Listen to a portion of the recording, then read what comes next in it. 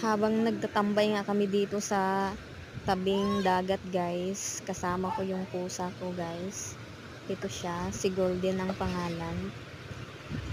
At tingnan nyo po naman, yung alon ng dagat, medyo malakas. Katatapos lang naman po yan ng bagyong Christine. At makikita nyo po dyan, na malakas yung agos, yung alon ng dagat.